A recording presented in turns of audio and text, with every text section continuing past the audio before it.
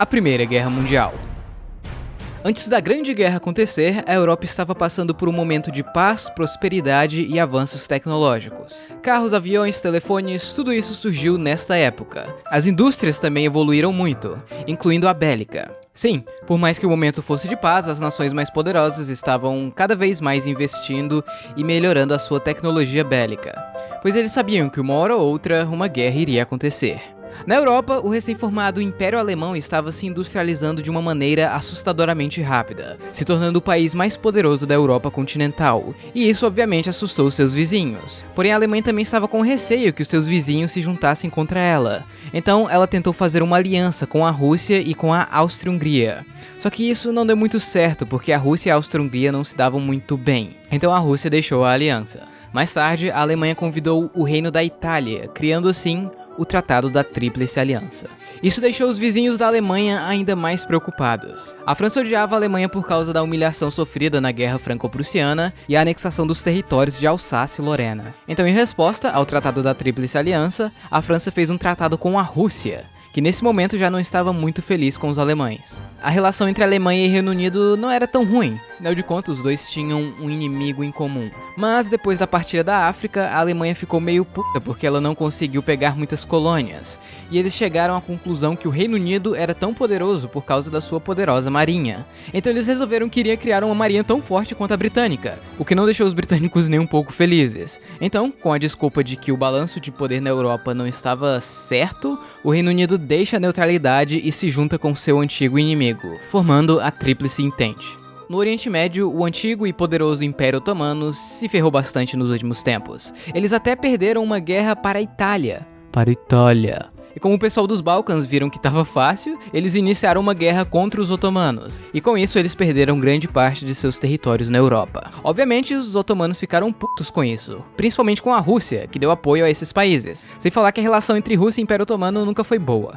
Com o fim da Primeira Guerra dos Balcãs, a Bulgária ficou putaça porque o território da Macedônia foi dado para a Sérvia. Então eles meio que tentaram pegar a força e isso gerou a Segunda Guerra dos Balcãs, que foi basicamente todo mundo contra a Bulgária, incluindo o Império Otomano, que recuperou alguns territórios. E por último, mas não menos importante, vamos falar do Império Austro-Húngaro, que era o império mais multicultural da Europa. Tinham germânicos, húngaros, tchecos, poloneses, ucranianos, romenos, italianos, croatas, sérvios, eslovenos e eslovacos. Porém, os dominantes eram os austríacos e húngaros. Em 1908, eles anexaram a região da Bósnia e Herzegovina, no qual eles já controlavam há algum tempo, mas que tecnicamente ainda pertencia ao Império Otomano. E essa região tinha um alto número de sérvios e outros povos eslavos, o que deixou os sérvios e russos bem putos com os austro-húngaros. Nisso, vários grupos que os austro-húngaros viam como terroristas começaram a se formar e atacar o governo, e alguns pontos na fronteira com os dois países. E assim, muitas pessoas importantes do governo sérvio faziam parte desses grupos terroristas, então dá pra imaginar o quão esses dois países se odiavam. Ou seja, a Europa estava cheia de países que odiavam outros países e esses países tinham aliança com outros países. Com tudo isso, só precisava de um motivo para a guerra, e isso aconteceu nos Balcãs. O arquiduque e herdeiro do trono austro-húngaro Francisco Ferdinando pretendia transformar a Áustria-Hungria em uma espécie de federação, onde cada região teria uma certa autonomia. Então, para obter apoio da recém-anexada região da Bósnia, ele faria uma visita de estado na cidade de Sarajevo. Sabendo disso, um grupo terrorista conhecido como Mão Negra armou uma emboscada para assassinar o arquiduque. Eles esperaram em uma ponte, onde o carro de Ferdinando iria passar, e então jogaram uma granada, que bateu no capô do carro de Ferdinando e explodiu na roda do carro de trás, deixando alguns feridos. Depois disso, Ferdinando foi embora da cidade, certo? Não, ele seguiu a sua agenda normalmente, só que resolveu ir até o hospital visitar os feridos. Enquanto isso, um jovem nacionalista eslavo chamado Gavrilo Princip estava tomando seu cafezinho pensando quão o atentado tinha dado errado. Ao mesmo tempo, indo para o hospital, o motorista de Ferdinando acaba entrando em uma rua errada. Percebendo o erro, ele tenta dar meia volta, só que isso acaba quebrando o carro, na frente do café onde o Gavrilo estava. Então ele vai lá e atira em Ferdinando e em sua mulher, matando os dois. O assassinato de Francisco Ferdinando foi a gota d'água para a Áustria-Hungria, e eles tinham quase certeza que o assassinato foi a mando do governo sérvio, o que realmente pode ser verdade, já que muitos membros da Mão Negra eram do governo sérvio. Sendo assim, eles mandam um ultimato cheio de exigências pesadas para a Sérvia, no qual os sérvios até aceitam várias dessas exigências. mas não todas. Então, depois de falar com a Alemanha para ter certeza que eles iriam ajudar caso uma merda maior acontecesse, a Áustria-Hungria declara guerra à Sérvia, iniciando assim o que seria a Primeira Guerra Mundial. Como a Sérvia era amiga da Rússia, os russos começaram a mobilizar suas tropas para ajudar os sérvios. Com isso, a Alemanha mandou uma mensagem para a Rússia falando para eles não intervir. Os russos não responderam e então a Alemanha declara guerra à Rússia. A Alemanha também manda a França declarar neutralidade. Como eles não responderam e começaram a mobilizar suas tropas, a Alemanha ocupa Luxemburgo e declara guerra à França no dia seguinte. O Reino Unido fica de fora, mas não declara neutralidade. Já a Itália declarou, pois, segundo eles, o Tratado da Tríplice Aliança era apenas de defesa, e como nesse caso a Áustria e a Alemanha declararam guerra, eles não tinham obrigação de entrar. A Alemanha sabia que uma guerra em duas frentes era um tiro no pé, mas eles tinham um plano. O plano Schlieffen. Como a Rússia era muito grande, eles demorariam para ficar prontos para a guerra. Então, a Alemanha iria com tudo para cima da França e derrotá-los rapidamente. E depois eles iriam focar na Rússia. Enfim, mas a Alemanha sabia que a França iria proteger muito bem a sua fronteira. Então, ela resolveu que iria passar pela Bélgica, que era um país neutro. Com a invasão alemã da Bélgica, o Reino Unido declara guerra à Alemanha, já que eles garantiam a neutralidade da Bélgica. Os alemães achavam que iria ser fácil passar pela Bélgica, mas eles resistiram bravamente na Batalha de Liège, o que atrasou os alemães. Os aliados usaram a invasão da Bélgica como propaganda contra o Império Alemão, expondo algumas atrocidades que eles fizeram em cidades belgas. E isso funcionou. A opinião pública de muitas pessoas de outros países neutros, como os Estados Unidos, ficou bem contra o Império Alemão. Sem saber do plano Schlieffen, os franceses começam uma ofensiva na fronteira alemã, iniciando a Batalha das Fronteiras, no qual ambos os lados sofreram pesadas baixas, mas os franceses saíram perdendo e tiveram que recuar. Depois de atravessar a Bélgica, os alemães conseguiram avançar até o rio Marne, que fica a uns 75 quilômetros de Paris. Porém, eles foram parados pelos franceses e britânicos que já estavam ali, e isso fez com que os alemães recuassem alguns quilômetros. Depois disso, ambos os lados tentaram flanquear o inimigo ao norte, até que eles chegaram no mar. Os alemães então começaram a cavar trincheiras para defender os territórios que tinham conquistado. Os aliados fizeram o mesmo, iniciando a famosa Guerra de Trincheiras, que basicamente funciona assim. Entre duas trincheiras existia a Terra de Ninguém, que era cheia de minas e arames farpados, além de ser um lugar extremamente exposto. Então, um exército tentava passar pela Terra de Ninguém até chegar na trincheira inimiga. Porém, esses defendiam as suas trincheiras com fuzis e metralhadoras pesadas. Ou seja, era muito difícil conquistar uma trincheira, e vários morreram tentando. E se com sorte um batalhão conseguisse conquistar uma trincheira, os seus inimigos iriam simplesmente recuar e criar outra trincheira um pouco mais atrás. Sem falar que as condições de vida em uma trincheira era horrível. Era um lugar sujo, úmido e às vezes cheios de ratos, fazendo com que muitos soldados ficassem doentes. As trincheiras iam do Canal da Mancha até a Suíça, o que fez com que a frente ocidental ficasse bem parada. Pelo menos em mudanças territoriais, já que as maiores batalhas aconteceram aqui. A guerra também acontecia nos mares. Assim que entrou, o Reino Unido iniciou um bloqueio naval dos alemães, para assim destruir a economia alemã e impedir a entrada de recursos externos, como comida, por exemplo. Obviamente, também aconteceram algumas batalhas marinhas, já que a marinha alemã era até que boa, mas não conseguiam competir com a marinha real britânica. No entanto, uma vantagem dos alemães eram seus submarinos, conhecidos como U-boats, e com eles os alemães conseguiram destruir vários navios britânicos, já que eles eram frágeis na parte de baixo. Na frente oriental, os russos se mobilizaram mais rápido do que o imaginado, e começaram a invadir a Prússia Oriental. Porém, quando os reforços alemães chegaram, os russos acabaram sendo derrotados nas batalhas de Tannenberg e Lagos Masurianos, o que fez os russos recuarem de volta para a Rússia. A Áustria e a Hungria tentam um avanço em território russo, mas depois de serem derrotados na Batalha da Galícia, eles são obrigados a recuar e perdem bastante território. Eles também tentam invadir a Sérvia, mas os sérvios foram capazes de segurar o avanço austro-húngaro,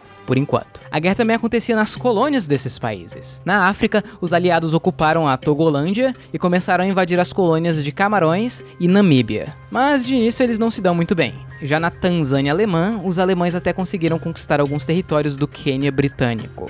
O Império Alemão também tinha várias ilhas no Oceano Pacífico, além de uma cidade na China, e os japoneses estavam querendo expandir o seu império. Então, como eles eram amigos do Reino Unido, eles declaram guerra à Alemanha e começam a invadir todos esses territórios. A Nova Zelândia invade a Samoa alemã, enquanto os australianos invadem a Nova Guiné alemã. Em setembro, os alemães na Nova Guiné se rendem, com exceção de um grupo que fugiu para a floresta e ficou lá até 1919. Nas águas da América do Sul, a Marinha Imperial Alemã, no comando de von Spee, lutou contra a Marinha Real Britânica na costa do Chile. e eles saíram vitoriosos, cruzaram o Estreito de Drake e chegaram até as Falkland, ou Ilhas Malvinas, onde foram afundados. O Império Otomano não tinha certeza se deveria entrar na guerra ou não. Alguns eram a favor, outros contra. O ministro de guerra otomano, Enver Pasha, era um dos que queria a guerra. Então, ele secretamente deixou 2 navios alemães que estavam fugindo dos britânicos entrar no Mar Negro. Fez a tripulação vestir roupas otomanas e esses navios bombardearam os portos russos de Odessa e Sebastopol. Obviamente, os russos ficaram putaços e declararam guerra ao Império Otomano.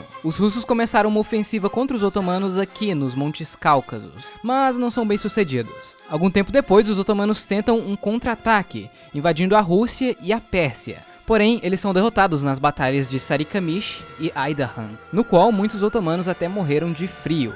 Os britânicos e indianos também desembarcaram no porto de Bassorá, para proteger as reservas de petróleo da Pérsia. A Áustria-Hungria finalmente consegue capturar Belgrado, a capital da Sérvia, por algum tempo, já que os sérvios conseguiram recuperar a cidade de novo. Os russos conseguem avançar ainda mais em território austro-húngaro, fazendo eles recuarem para os Montes Cárpatos. E os alemães começaram uma invasão na Polônia russa. De início, eles se dão bem, mas depois são obrigados a retroceder alguns quilômetros. Na frente ocidental, as coisas não mudaram muito, apenas algumas pequenas batalhas aqui e ali. Mas no Natal de 1914, alguns alemães e britânicos fizeram um armistício não oficial, cantaram músicas natalinas, trocaram presentes, enterraram os mortos que estavam na terra de ninguém e até jogaram uma bola juntos. Tudo muito lindo, mas sabe quem não gostou nada disso? Os generais, os franceses e um soldado alemão chamado Adolf. No ano seguinte, os franceses tentam quebrar a linha defensiva alemã na primeira batalha de Champagne, mas não deu muito certo. Os franceses começaram a usar gás lacrimogênio para tirar os alemães das trincheiras, e os alemães foram um passo adiante e usaram gás cloro na segunda batalha de Ypres, ou Ypres. De início parecia muito eficiente, já que os inimigos foram rapidamente incapacitados, mas os alemães acabaram sofrendo com o próprio gás e a batalha ficou inconclusiva. Algum tempo depois, os aliados também começaram a usar gás cloro, mesmo tecnicamente sendo proibido pelas leis de guerras, que esses mesmos países assinaram em 1899. O gás cloro, apesar de incapacitar e ser letal até certo ponto, precisava de muita concentração para realmente matar uma pessoa, e logo logo todos os soldados já estavam com equipamentos de segurança, como aquelas famosas máscaras de gás. Com isso, 2 outros gases foram usados. O gás fosgênio, que foi o mais letal de todos. Esse gás era quase invisível e os seus efeitos eram sentidos apenas horas depois. E em 1917, os alemães começaram a usar o famoso gás mostarda, que apesar de não ser tão letal quanto o fosgênio, o gás mostarda era assustador. Só de entrar em contato com a pele, ele causava bolhas, deformações e muito sofrimento para a vítima, se tornando assim o gás mais temido e famoso da guerra. Enquanto isso, os otomanos tentam pegar o canal de Suez, mas falham. Os britânicos começam a bombardear Dardanelos para tentar chegar até Constantinopla, a capital do Império Otomano. Mas isso também não funciona. Então, em abril, eles, junto com os franceses, australianos e neozelandeses, tentam desembarcar nas praias de Galípoli. Essa operação de desembarque duraria mais ou menos 1 ano, e seria extremamente difícil, principalmente pelas condições climáticas. Os otomanos estavam bem p***os com os armênios, que são uma minoria étnica e religiosa que vivem aqui, pois eles desconfiavam que os armênios estavam colaborando com o inimigo. Isso tudo geraria o genocídio armênio, onde mais ou menos 1 milhão de armênios acabariam morrendo. No entanto, ainda hoje a Turquia nega o genocídio e diz que os números foram exagerados pelos aliados, para fins de propaganda. O reino da Itália, que era aliado da Alemanha e da Áustria-Hungria, decidiu entrar na guerra, do lado dos aliados, pois lhes foram prometidos alguns territórios da Áustria-Hungria. Os italianos tentaram um avanço nos Alpes, porém os austro-húngaros conseguiram se defender facilmente dos italianos, já que as suas posições eram bem vantajosas. Enquanto isso, os alemães intensificam os ataques de submarinos, declarando um bloqueio do Reino Unido. Todo navio, não importa de que país seja, seria afundado sem aviso pelos U-Boot. Uma das vítimas foi o navio Lusitânia, onde muitos americanos acabaram morrendo. Isso obviamente não deixou os Estados Unidos muito felizes, mas o Lusitânia trazia armas escondidas, então a Alemanha tinha uma desculpa. Os alemães também usaram os Zeppelins para bombardear cidades britânicas, inclusive Londres. Porém, isso não se mostrou muito eficiente. Na frente oriental, os impérios centrais conseguiram vitórias consecutivas contra a Rússia. A Alemanha consegue avançar na Polônia russa e em agosto eles capturam a cidade de Varsóvia, além de avançar no território da Lituânia.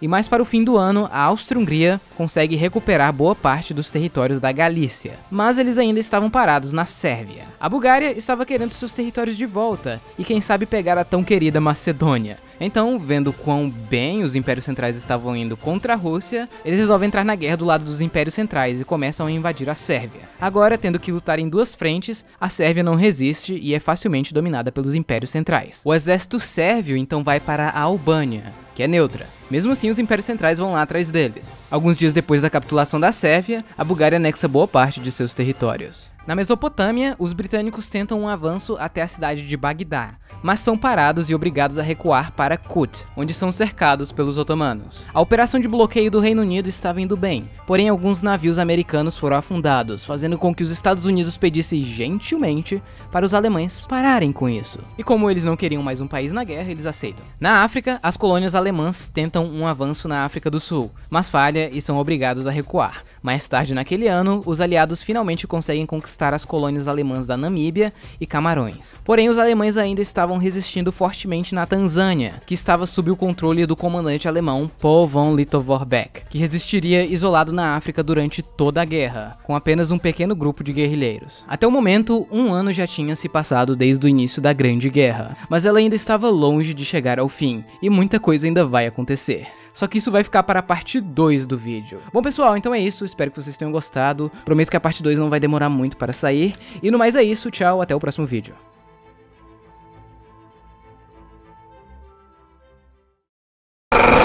Me derrubaram aqui!